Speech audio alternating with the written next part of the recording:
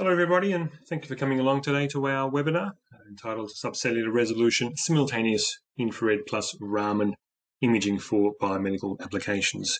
My name is Mustafa Kansas. I'm the Director of Product Management and Marketing at Photothermal Spectroscopy Corp. Today our main guest and speaker is Assistant Professor Rohith Reddy from the University of Houston. Before I get into the beginning of this talk, I just want to also remind everybody that you can type in your questions as we go along into the question field or the chat box you can see on your screen there, and we'll endeavour to answer those at the end. Anything that we, of course, run out of time for, we'll get back to you via email as soon as possible. There's a lot to go through, so I'm going to jump straight into it. Today's outline, I'll take you through some limitations. I call these accepted limitations of the infrared and Raman space as it is today. I'll introduce you to how the optical photothermal infrared technique works. I'll take you through a few infrared and Raman applications, predominantly in the biomedical space, and then I'll hand over to Professor Reddy for our main talk. So as I said, the first part, I'll take you through some limitations when it comes to infrared. I call these accepted and known limitations that are really just because the technology is at its fundamental limits. And as far as infrared spectrum microscopy is concerned, probably first and foremost and primarily limited infrared spatial resolution. That's just because we're working with long wavelengths. You're limited to in the order of 10, maybe even sometimes 20 microns. Often also the best quality spectra is obtained in transmission mode. So again, I'm talking here in terms of traditional IR. So this requires thin cuts, which might be fine for some things, but for many samples, cutting them to 5 to 20 microns or thereabouts can be difficult to impossible. Some of that can be mitigated with the use of an ATR tip as an accessory, but this requires intimate contact. Precise targeting can be difficult. There's risk of cross-contamination. You can damage the crystal, you can damage the sample. Speaking of which, in fact, here's a picture of exactly what happens when the sample is damaged by the ATR tip. Moving on, there's also the issue here of liquid nitrogen cooling required for these cooler detectors that are used typically in infrared microscopes. These detectors have hold times that are in the order of 6 to 8 microns, 6 to 8 hours, I'm sorry. And if you're doing any longer overnight measurements, this may well require some late night visits into the lab to top up your liquid N2. And if there are any people, I suspect there are a few people here on the call who know the pain of going into the lab at 2 a.m. to top up the liquid nitrogen. But I'm going to leave the best, or perhaps the worst, to last. And that's really the issue here of dispersive or scatter artifacts. As I said before, the best quality spectra obtained in transmission mode. So imagine that's a thin film of PMMA, and we measure that in transmission mode. Spectra look great, nice flat baseline, nice symmetric peaks. But if you take the exact same material and make it into a bead of, say, about 15 microns, the spectra don't look so good anymore. You've got some weird baselines, it's offset. Worse still, your nice carbonyl peak is now split into two, yet it's the same material. But you make it a 10 micron bead or a 5 micron bead, the spectra change yet again. So it goes to show that the spectra are rather particle shape, size, and surface topology dependent. And that can be a problem if you're wanting to do some interpretation of the spectra or to conduct some library searching of the spectra. You don't want the particle shape or size or surface roughness to confound your interpretation or your library matching. On the Raman side, first and foremost, it's got to be autofluorescence. Many samples, especially biologicals, can have significant autofluorescence, and this often swamps the signal. You can move to longer wavelengths, wavelength excitation, and that has some mitigation effects, but the 1 lambda to the 4 issue results in a significant sacrifice in sensitivity. So it's a painful trade-off. And that sensitivity issue is even made worse by the fact that you're starting off on a low base. The Raman cross-section is sort of 10 to the 8, a lot lower than that for Raman. So you're already behind the 8 ball there. And with Raman, you've got to collect, if you want images in Raman, you have to collect hyperspectrally. So you've got to collect a full spectrum at each point in a mapping fashion, one by one, in order to do mapping. And that can be very, very slow. So they can't do single frequency imaging. And that's something I'll touch on later. There's the issue, of course, of laser power sensitivity. Because it's a fundamentally limited signal and noise limited technique, you generally want to be pushing the power as high as possible just to get as much sensitivity out of it. But power in the orders of several or tens of milliwatts which can be required for good sensitivity, are more often than not toxic to any living organisms. Live cell measurements, any solid samples may well damage and burn as well. And when you lower the laser power, that lowers proportionately the Raman sensitivity. And last but not least, we have the issue here of Raman spectra that are dependent on the excitation wavelength. So the spectra can vary, especially if there are visible resonances. I've done some measurements on blood cells, and the spectra are dominated by heme. Not so much the other macromolecules, but it's the heme that jumps out because, of course, it has a resonance with the 532 excitation. But if that was measured at 785, the spectra would look different. There's also the issue of the substrate. So not just the sample, the substrate itself can also be excitation wavelength dependent. For example, glass is a poor choice for 785, but it's okay at 532. And kind of this is a nice segue into the technique of optical photothermal infrared, because it basically overcomes all of those issues I've just listed there. The technique can be described as a pump probe optical spectroscopy technique, where the pump is a infrared laser, typically a QCL, and the probe is a short wavelength visible or near infrared laser. We deliver sub-micron infrared spatial resolution. In fact, it's very much Raman-like in that sense, but you get the richness of the infrared spectra that come out of it. Though we operate primarily in reflection mode, but there's also some transmission, which I'll touch on later. But it doesn't matter whether you're in reflection mode or transmission mode with respect to the probe beam. The spectra that we collect are FTIR transmission-like. So it's as if you'd be comparing to transmission FTIR libraries. There are none of the typical distortions, artifacts, or interference fringes that you would expect in a typical infrared reflection measurement. It's non-contact, far field, so that preserves and maintains the sample integrity and preserves molecular orientation. And the spatial resolution is infrared wavelength independent. That's an important point as well. How might this technique work? I've got a little video to take you through it. So it all starts with the microscope objective. It's a reflective Cassegrain style. Through that, we shine a pulsed infrared laser beam, and being infrared, it's fairly broad, maybe around 10 microns. At the same time, we're shining in our probe beam, the green, it's about 500 nanometers. The infrared generates thermal expansion as it's expanding, and that thermal expansion changes the way the green light is reflected or scattered back.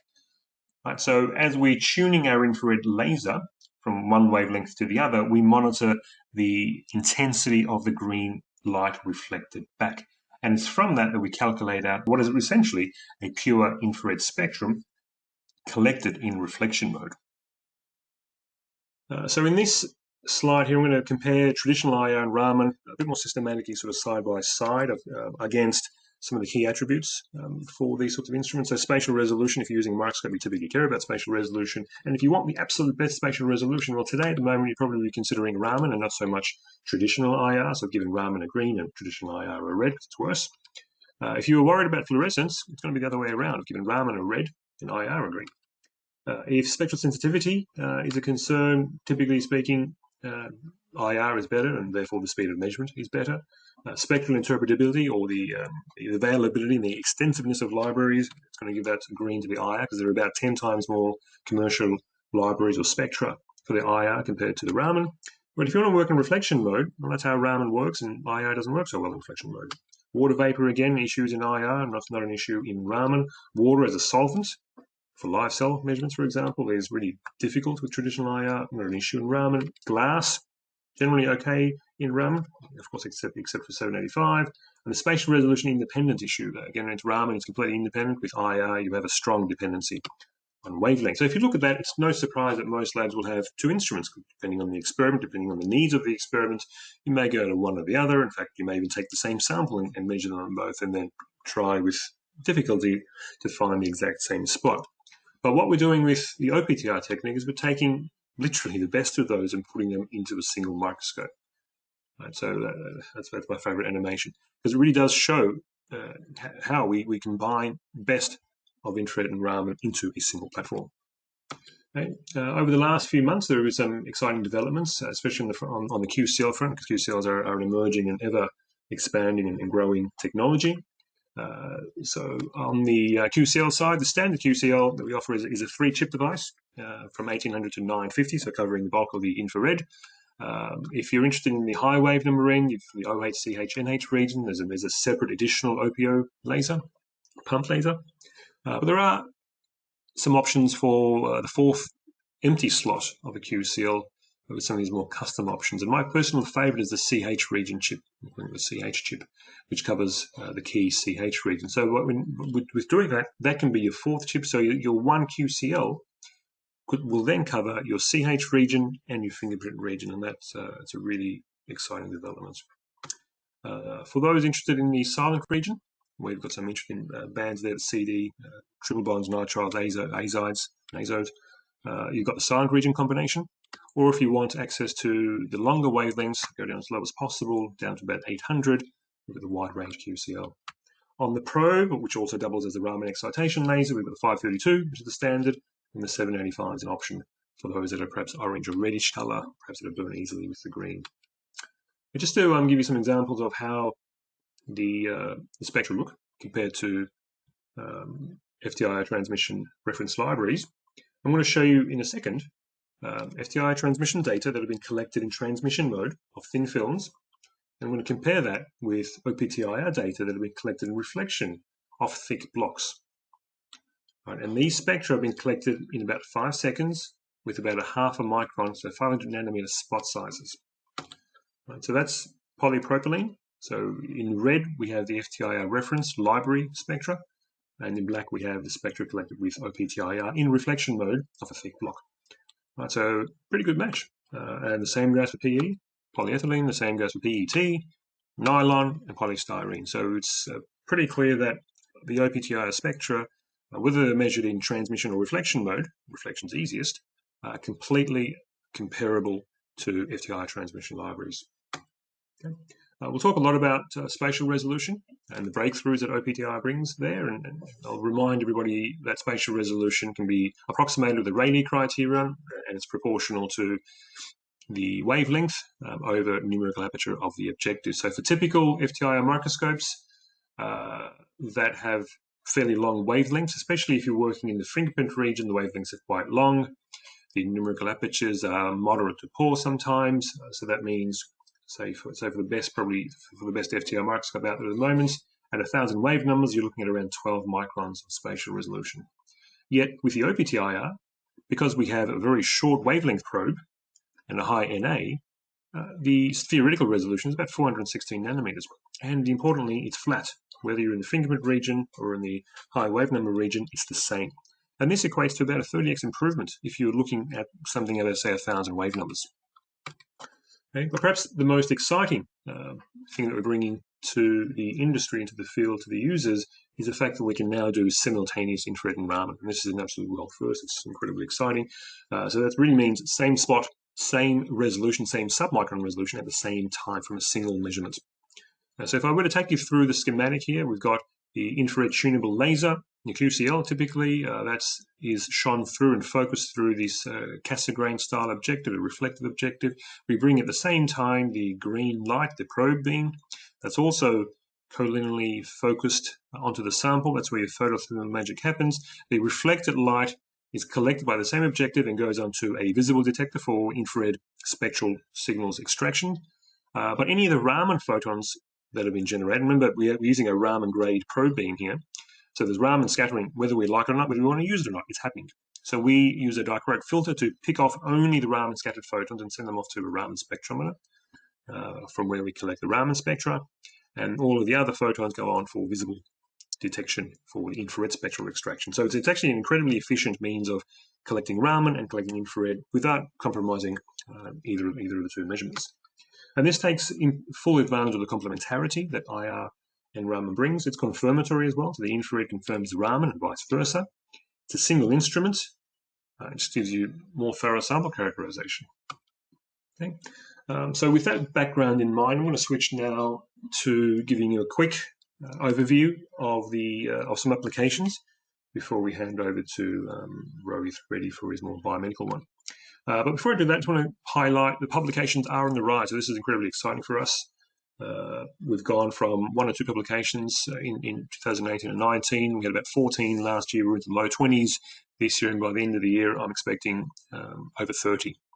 So that's a positive sign for the adoption of the technique and validation as well of the technique. And perhaps our biggest paper so far has been one from Oksana Kledmetieva, where she used the O-PTIR technique to highlight some polymorphic forms of amyloid aggregates directly in neurons within the context of Alzheimer's disease research. And this is perhaps my favorite figure from the paper, and the fact that we can differentiate at around 282 nanometers two spectra.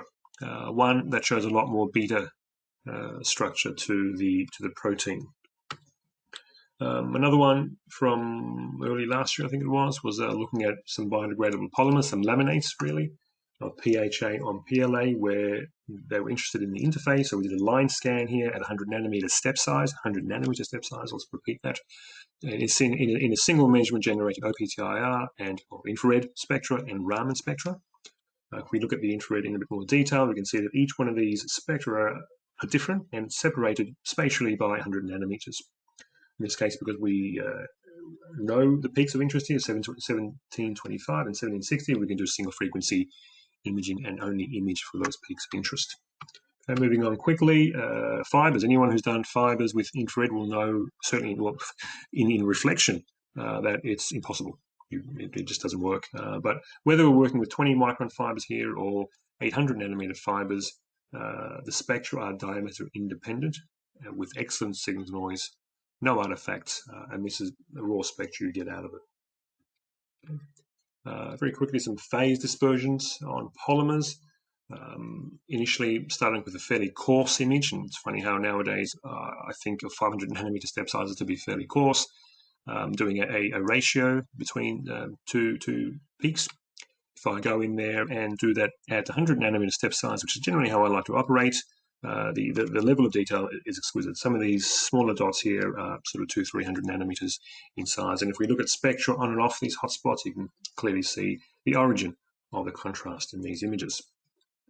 Live cell imaging presents itself as a huge opportunity with this sort of technique, because it works so well in water, unlike regular IR. So this was a cheek cell experiment where I simply scraped my inside of my cheek with a toothpick, put that onto a calcium fluoride slide, drop of regular water, a calcium fluoride cover slip on top, and then put that into the microscope and collected some random spectra.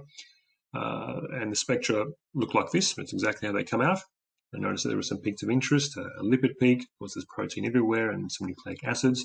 So when I do a 3-frequency image, so 1085, 1551, and 1740, and then color them in an RGB, this is what you get. It almost looks like a fluorescence image. So we've got nucleic acids, not surprisingly, in the nucleus, and we can see lots of lipid inclusions in the cytoplasm. And this was collected actually at 500 nanometers step size. If I were to do this again, I'd do that at 100 nanometers. Okay. And this works well because O-PTIR has a low water background. That's because water actually has a high heat capacity, and therefore it has a low temperature change. And that makes it less visible than the other materials. Okay. Some breast tissue examples. Here, this was a case from the guys at Exeter Uni, where they came to me saying, here's a sample. I've measured this with FTIR imaging before. We think there's we can see some broad areas of calcifications. And my initial single point measurements in this area did not show any calcification. So I thought, all right, let's do something different. Let's start by imaging a single frequency at the calcification peak. And when we did that, it was a wow moment, because unbeknownst to them and to anyone else, it seems as though these calcifications were really small, sort of 5 microns, average size, even less. And of course, with an FTIR instrument at 1050, or even a regular QCL type of instrument at 1050, your spatial resolution is going to be on the order of 10 microns. So if your instrument resolution is 10 microns there, you certainly won't be seeing any of these features. It will look like a blur. But with the sub-micron resolution of O-PTIR, we were able to resolve all of these features very, very clearly. And then when you go in there and target some of these points and the points in between, you can see, again, the origin of the chemical contrast. And the spectra, of course, become a lot more pure, quote unquote, because there's without any of that spatial blur. Okay. Microplastics, that's certainly an area of ideal fit, and there's some early work out there in the literature there as well. This is one of my favorite internal sort of model experiments we did, where we looked at different polystyrene beads ranging from 900 nanometers up to about 10 microns, and also a PMMA bead of 3 microns, doing this in salt water as well. So if you dry that onto a calcium fluoride substrate, you'll get salt crystals, you'll get all of the beads mixed together, and if anyone's tried measuring infrared in the presence of salt crystals, you know that salt crystals will completely ruin your signal. But with O-PTIR, you only get a signal if there's an absorbance. And since salt doesn't absorb, it's effectively invisible as far as O-PTIR is concerned. So the spectra in the bottom half here are all the polystyrene. You can see the spectra look like polystyrene, regardless of particle shape or size. So the spectra are consistent, as I said there, regardless of particle shape or size. And in this case, being a simple binary mixture, taking those two frequencies, doing single frequency imaging, only those particles light up, not the salt crystals, not anything else. Okay. And with the help of Wiley and their know-it-all spectral searching engines and databases, with the simultaneous infrared Raman collection, you can also do simultaneous searching, which means at the same time you can search your Raman and infrared databases and have the results presented not as two separate lists, but as a 2D scatter plot, where the upper right-hand quadrant shows a data point or a hit that has a high IR hit quality index and also a high Raman hit quality index, so giving you confidence that that indeed is a good fit, one that you can trust. Here's an example of some microplastics that are being measured directly off a gold-coated polycarbonate filter. It's a very common way of filtering these, and whether it's a microplastic or whether it's some other particular from another application, the infrared and Raman spectra are measured simultaneously, of course, and then measure and search simultaneously. In this case, it's polycarbonate, so quite good matches in both IR and Raman. Over here, I've got an example from Kathy Goff, where she used the O-PTIR technique and took advantage of the IR polarization to examine collagen and collagen fibrils. Just very quickly, I'll point out that these fibrils are about half a micron, so we can image those, collect spectra of these fibrils, change the infrared polarization, perpendicular and parallel, and look at how the amide 1 and amide 2 bands change. And even some of the tissues we looked at are on calcium fluoride and on glass. It's something I'm quite excited about. With tissues in particular, glass becomes a viable substrate where none of the infrared radiation is obscured, unlike regular FTIR systems. Another glass example here, now we've got single cells. So the spectra here are single scans. So these are about 1 second's worth of measurements from about a half a micron spot on glass. Right? So it shows again how glass doesn't hinder or block the infrared radiation. Submicron features are easily detected, and this was also done with this new laser, so kind of showing off the CH reading here as well. So in fact, I took advantage of that by looking at lipid chain length, taking an image of the CH2 to CH3 ratios at 100 nanometer step sizes, and you can see some pretty strong contrast indicating that there are indeed differences in the lipid chain lengths and also lipid to protein ratios. Perhaps we're seeing some nuclear membranes there, not too sure. Okay. Peter Gardner's group at Manchester University also recently published some live cells and also some fixed cells using infrared with concomitant Raman spectroscopy. So with regular FTIR, these are really difficult measurements. Typically, you work with limited path lengths of around 7 microns.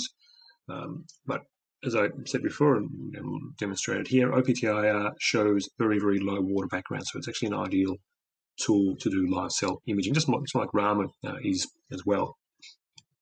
And they took advantage of this upside-down sandwich approach, I call it, where the cell is actually grown onto a calcium fluoride substrate. It is merged with a lower substrate. That lower one, in fact, can be glass, or calcium fluoride. Actually doesn't matter as long as it's visibly transparent with a drop of water in between. And here the path length doesn't matter because the infrared beam interacts with the cell first, before it's in contact with the water, so there's limited attenuation. That's where the photothermal effects happen, and they're picked up by the probe beam, which is now measured in transmission mode with a detector on the underside.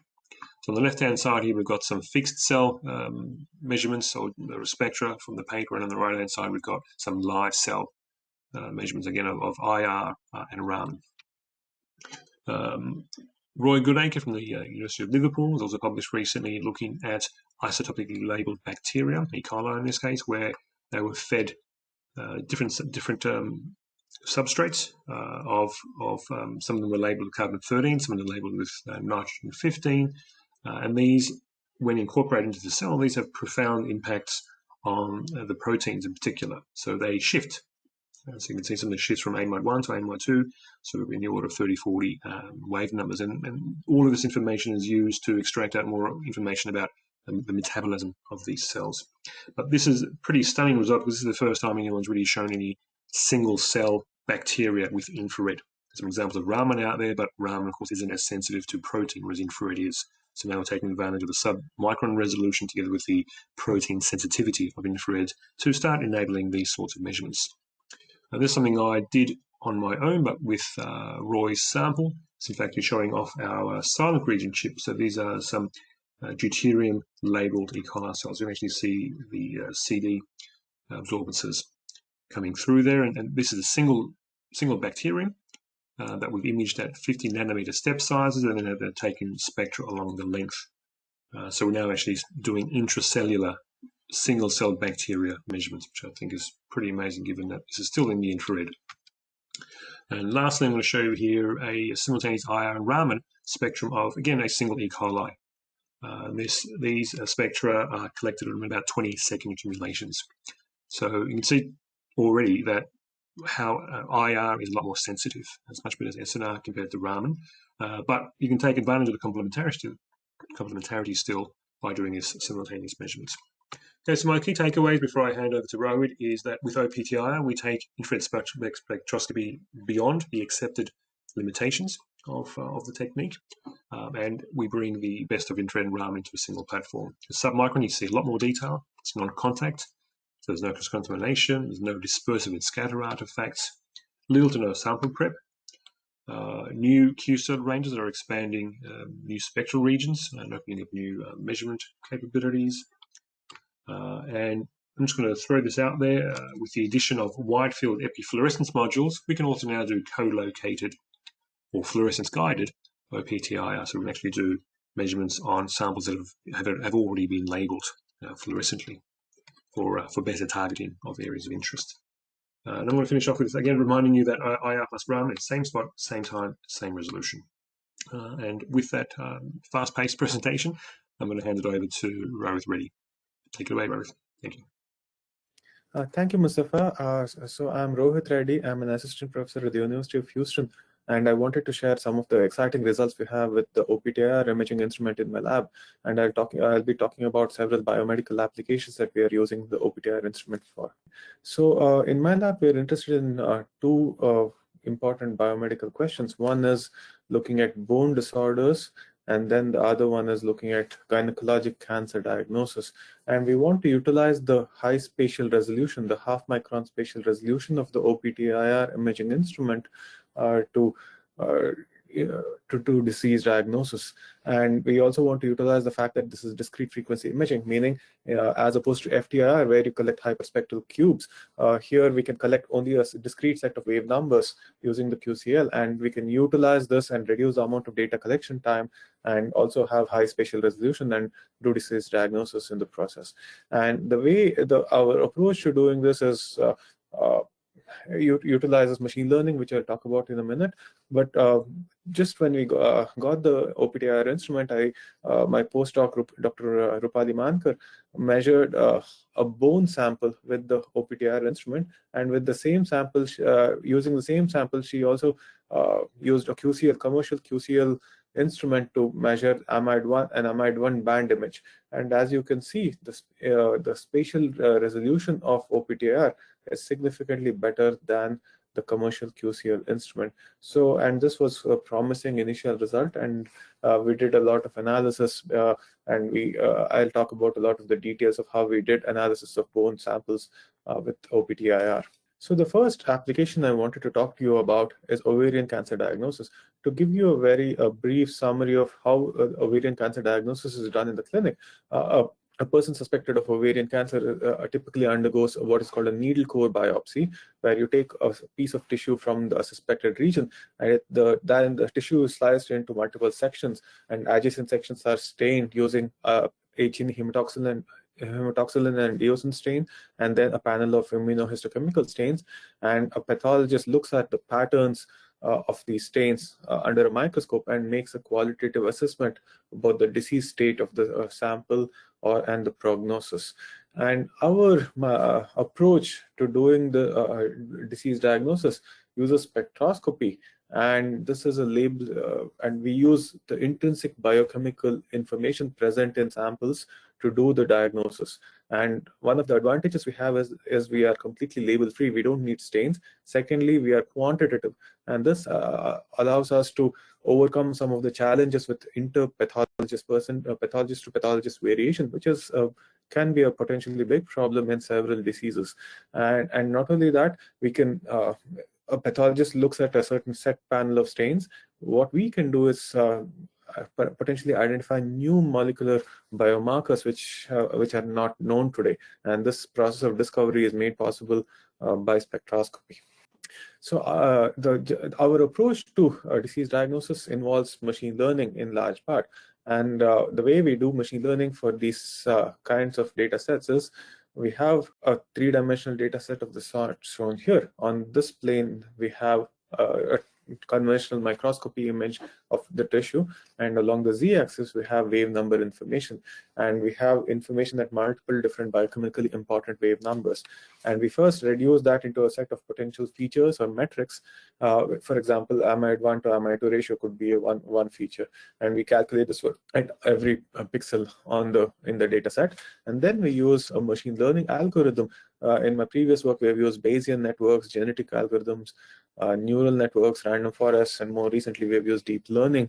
And the goal here, this is a supervised learning algorithm where a pathologist or an expert marks out regions of known tissue subtypes or cancer grade, for example, and then through an iterative process, we go through this algorithm and refine it until we come up with an optimal set of metrics, and we do a robust statistical analysis to figure out the classification accuracy of different tissue subtypes, or whether if it is cancer or normal, or if it's cancer, what grade of cancer it is, and so on.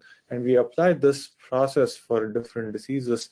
In my previous work, we have applied it for breast and prostate cancer, and now we are also applying this to ovarian cancer diagnosis.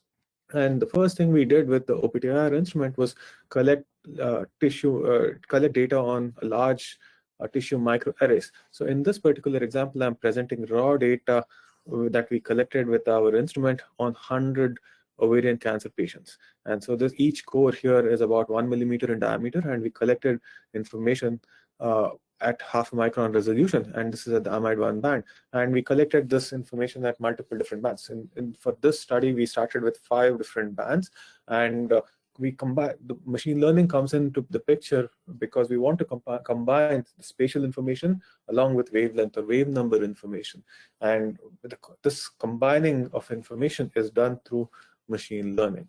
And I wanted to zoom in on a couple of cores to show you the quality of the data.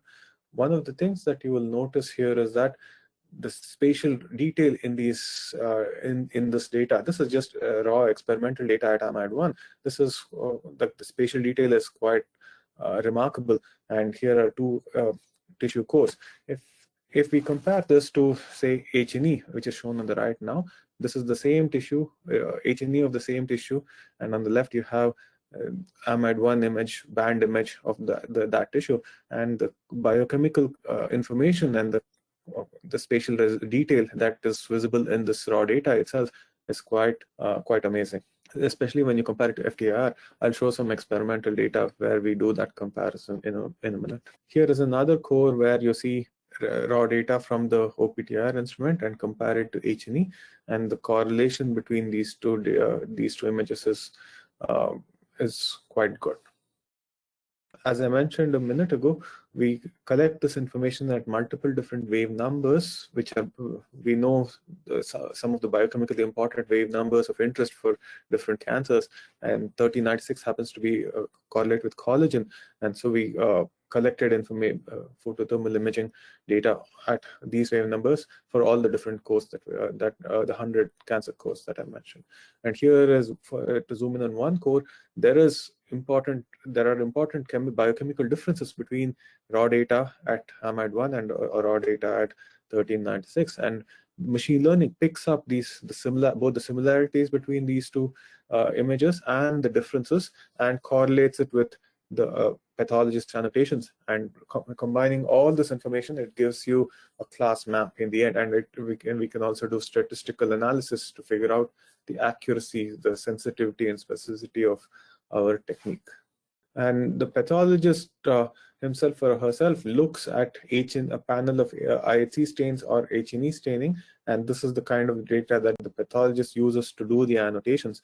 And in this particular study, we started with epithelium and stroma classification, and then we are further expanding the tissue subtypes into a larger data set, but this initial point was epithelium and stroma. Here is some experimental data where we have the same core imaged with FTIR in the middle and O-PTIR on the right. And there are two cores. One core is at the top and the other second one is at the bottom. And this is about 1 millimeter in diameter. And there is a good correspondence between H&E and O-PTIR, as you can see. And not only that, this H&E uses, of course, uses stains. This is raw experimental data without any staining. And so this, the correspondence being good is useful for different disease. Like that forms the basis for good disease diagnosis. And similarly, you can see the correlation between the raw data with the O-PTIR and the H&E stained images. I wanted to zoom in onto a few regions. This is a region with epithelium and this is a region with stroma, and the spatial detail. So this is FTIR, this is O-PTIR. You can see that the spatial detail that is visible here, there is much finer detail in the O-PTIR, both in the epithelial regions and in the regions with stroma. So far, we have done an analysis of 74 cancer patients, and there are like a few interesting results that we have observed. One is that with just 5 wave numbers, information from 5 wave numbers using deep learning, the O-PTIR imaging instrument gives better epithelium stroma classification accuracy compared to FTIR. And with FTIR, we have even used like the orange curve here corresponds to classification with full spectra, meaning you use the entire hyperspectral cube to do classification with FTIR, and that gives you an accuracy of 0.9, and the deep learning with which combines the high spatial resolution with and 5 just by using 5 wave numbers, we can get an accuracy of 0.98. We have also compared this to CNNs with FTIR, where we use only 5 wave numbers for FTIR, and the accuracy is significantly lower. We have also compared, made several, we have compared our results to other previous published techniques, and as you can see, we outperform the other techniques quite significantly. Here is a class map which shows you the actual classification results of the 74 cancer cores, and for epithelium stroma classification. And if you zoom in, red here is epithelium and green is stroma. And one of the things that you will notice is that if you compare it to H&E, there's a good correlation between the tissue features that you can notice with H&E and the tissue classification maps that you can obtain after machine learning.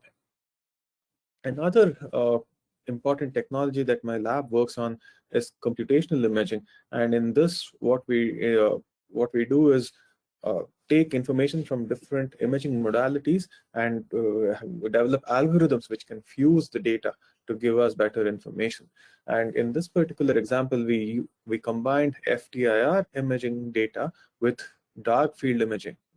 This is microscopy information, and dark field in the visible wavelengths has spatial resolution, high spatial detail, but it does not typically have chemical contrast.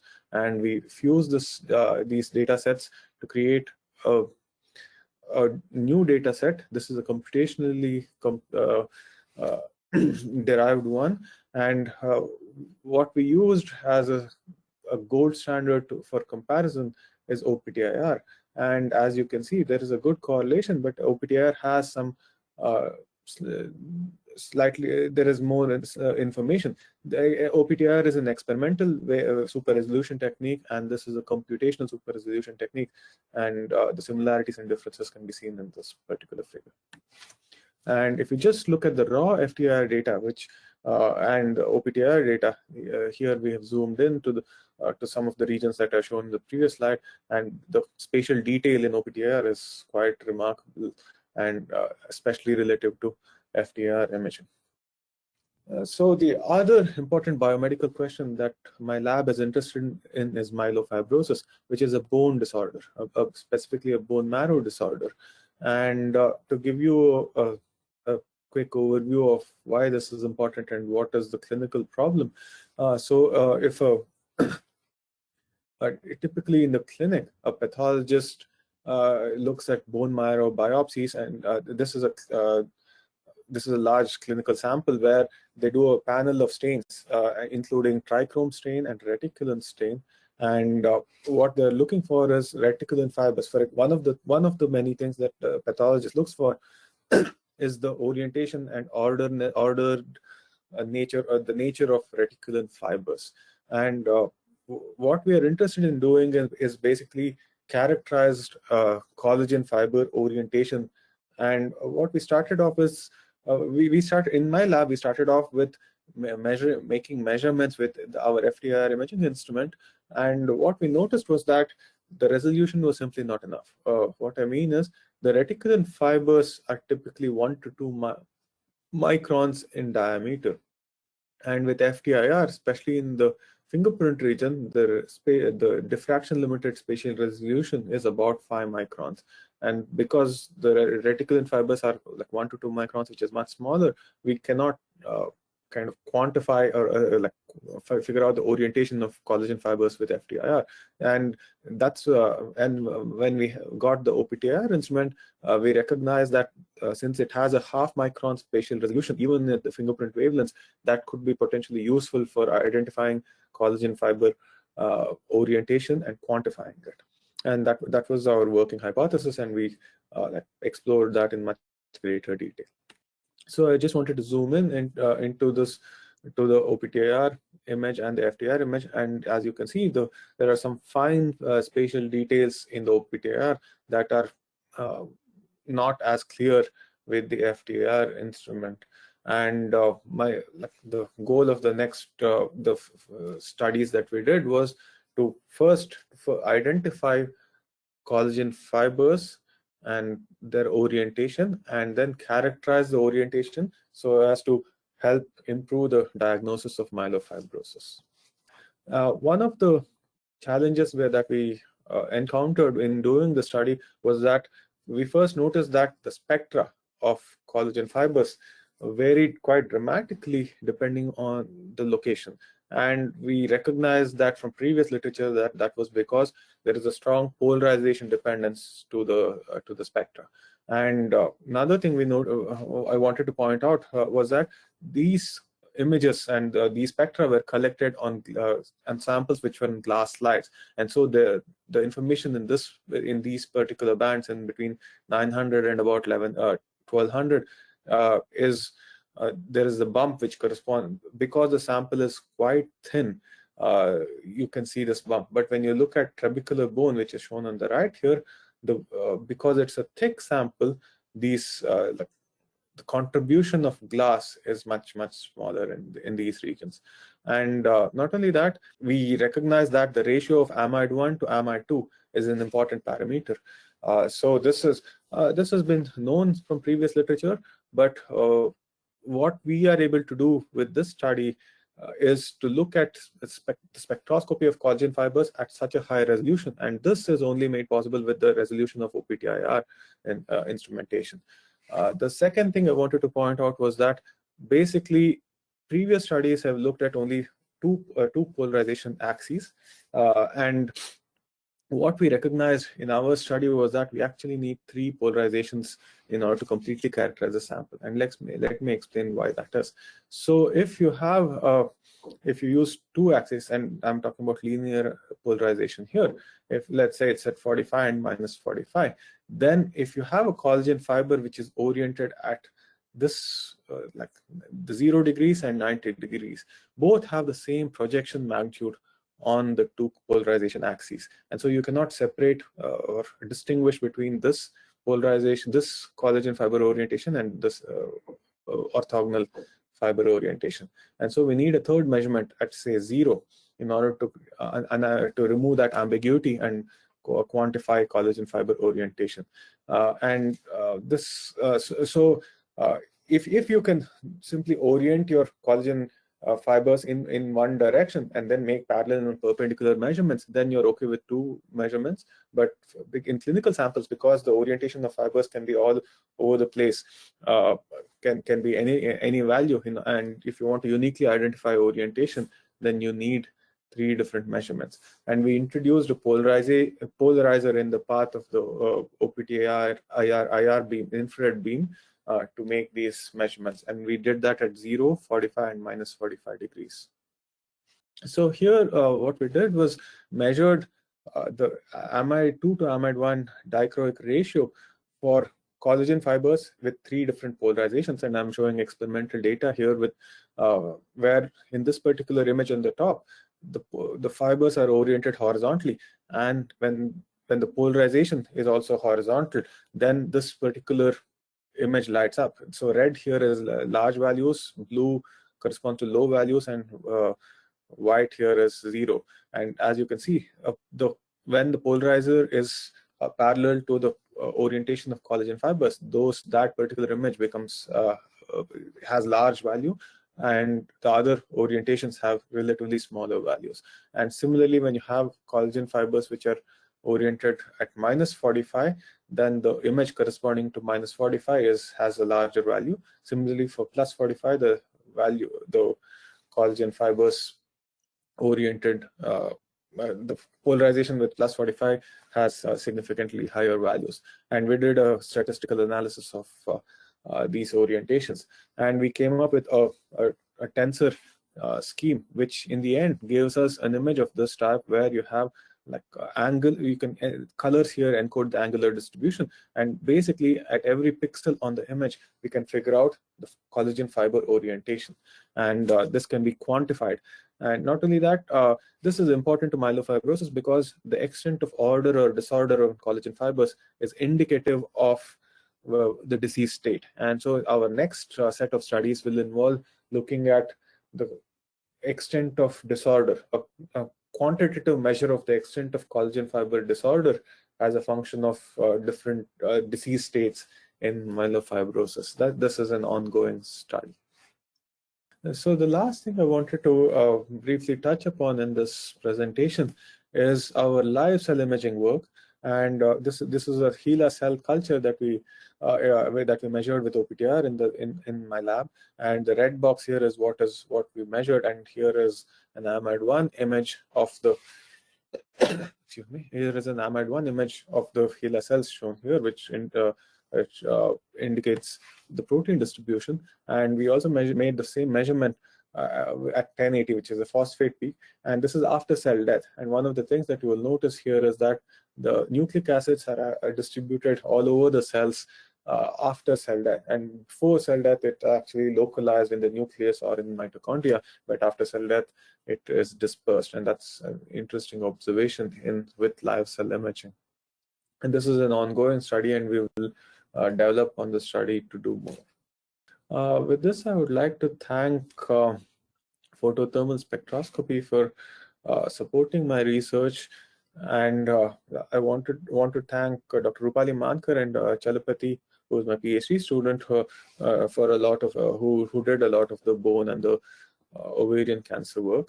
And I also want to thank Dr. Marish, Dr. Bersa Ramos, and Dr. Sood, who are collaborators without whom this work would not be possible.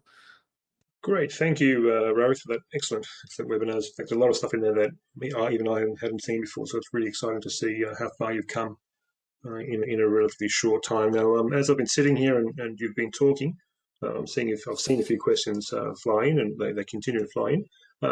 Some of these are probably best handled by me, and some I'm going to fire your way. The first one I've got is, how do you handle fluorescing samples since you're using a green laser? And it's pretty easy. With the O-PTIR technique, there is no fluorescence. Even if you have a sample that is highly fluorescent, that same green laser on the Raman channel would indeed fluoresce significantly. On the O-PTIR side, because we're using a lock-in amplifier to demodulate the infrared signal, fluorescence has absolutely zero impact. So that's one huge benefit. This one I want to throw your way, Rohith. Did you see any me-scattering type of artifacts in the spectra? No, that's a good question, and we have not observed me-scattering artifacts.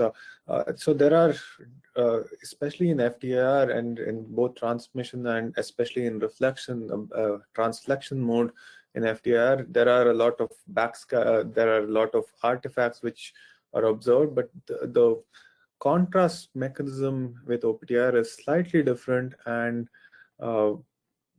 basically because it's an absorption measurement and there's a probe green laser which makes the measurement, we have not seen the same kind of scattering artifacts or other artifacts or me scattering artifacts we typically see in FTIR. Thank you. The next one I'm going to throw your way as well. Were the samples in any way damaged by the lasers here? You can damage samples if you use a high enough either infrared or green laser power. So you have to be careful about that. We have, in fact, so it took us a while to figure out the right protocols to get good data. And if one of the things we noticed was that if you use a very high green laser power, especially, you can damage the samples, and something of the order of 30 to 40% IR is good. We don't use 100% of the IR power, so and if you need to, you can increase the IR power a little bit more, but especially the green powers is because the green dot is the green spot is focused onto is to a diffraction limited spot.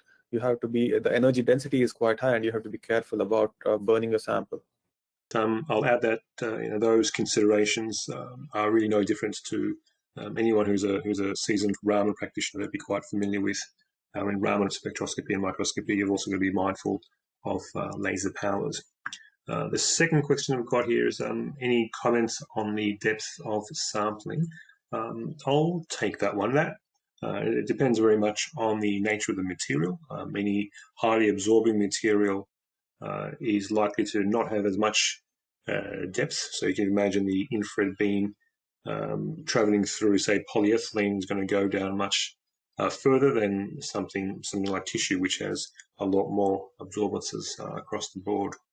So as a rough rule of thumb, we say something in the order of a few microns is where you're likely to be getting that depth of sampling. And that kind of plays out, and we can see that in effect. Rohith actually showed the glass examples, and I always think that's amazing that this technique is completely compatible with glass. So he showed how on the thicker tissue section, the trabecular bone, if I recall correctly, there were no glass contributions, and that's because that tissue would have been at least several microns, or at least a few microns, if not several microns of thickness, whereas the fibers, which were only 1 to 2 microns, they were quite thin. So the depth of penetration or depth of sampling extended beyond the fibers into the glass substrate beneath it, which is why you saw that broad glass peak from around 900 to about 1200. Okay, the next one is probably one for me as well. It says 785, does it affect the signal to noise of the spectrum like Raman? Yeah, that's a good one to elaborate on, because perhaps at first glance you might think, anyone again coming from a Raman background might feel as though that a move from 530 to 785 probably comes with a significant hit in signal to noise, like it does with Raman.